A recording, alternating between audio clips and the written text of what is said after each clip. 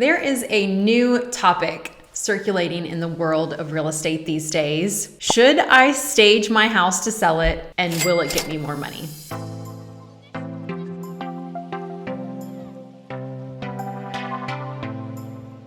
As an agent in the business for a long time now, I have seen it all when I've been walking through homes. And you know as well as I do that some owners just have a good eye for decorating. They have that knack. You can walk into their home, it is beautifully decorated, it's pristine. But for some of us, or most of us, we don't have that quality. And if you're like me, it's definitely not at the top of my list. And even more than that, it is definitely not at the top of the list for the rest of my family. So if you are not one of those sellers who have that knack or eye for decor, keep watching.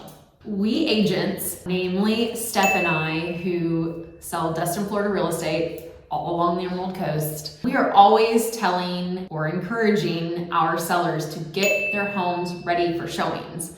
Not only to get more showings, but to get the best bang for your buck. Here are some things that no matter what, we want you to do to your home to get ready to sell. And this is whether you choose to stage or not to stage. Okay, for overall getting your home ready to sell, here's what we want you to do. We want you to clean your house. Keep it crisp, keep it clean. I cannot stress enough how important it is to paint, especially if it needs to be done. It just makes it look very, very crisp and clean. Keep it neutral. We want you to declutter or depersonalize your home. This is very important also because you want the buyers to come through your home and see it looking nice and crisp and clean, but to also see themselves in the home and not you in the home. Another important one that some people forget about is coordinate your home. Definitely do that, but don't do the matchy-matchy. It doesn't go over well for showings, and you definitely want to get those professional photos made. That will be between you and your agent, but it does help get more buyers in to view your home. If you're in the process of getting your home ready to sell and you do want to stretch that extra dollar value, home staging is definitely on the rise. This video is all about how to stage a house for sale. Here is what the experts are saying about staging a home and how to get the most out of it. 82% of buyers agents said staging a home made it easier for their clients to visualize the property as a future home. 31% said home staging decreased the amount of time a home spent on the market. And most importantly, 23% said home staging raised the dollar value offered between 1% and 5%.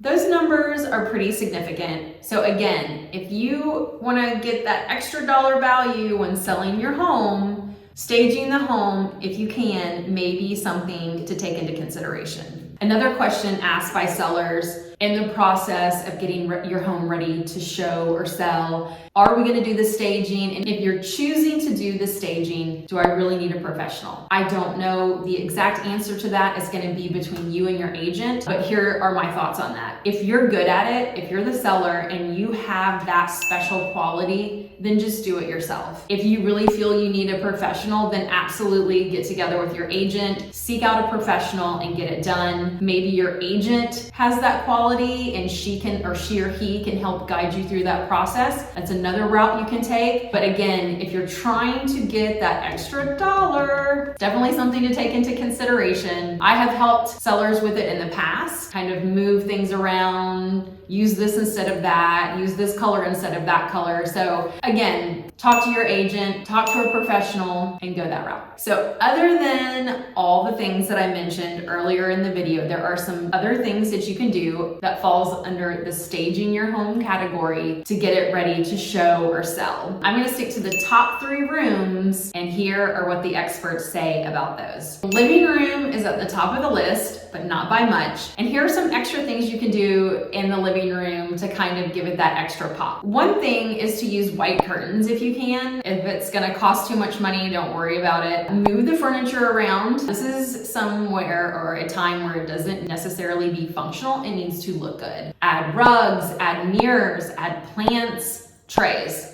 Everybody loves a tray right now. They are everywhere. You can get them for cheap at many home stores around the country. Another thing you want to do is check your light bulbs. Make sure they're all working. Make sure they're all the same. This is also something good to kind of just do throughout the house. The main or primary bedroom comes in at a close second to the living room. A lot of the things that you do in the living room can be repeated in this room. One of the most important things for the bedroom is lighting. Bedrooms tend to be a little smaller than the living area, so you want to focus on the lighting, natural lighting if you can. The bed should look inviting, and it should also be strategically placed in the room to create space or to open it up. And you can do that with the other furniture in the room as well. Like, you want to place it somewhere that makes it look larger or more open. If you can get rid of some of that additional furniture, please do. Bed is important, keep it there. Throw some, throw pillows on the bed. Again, in this room, rugs, plants, mirrors.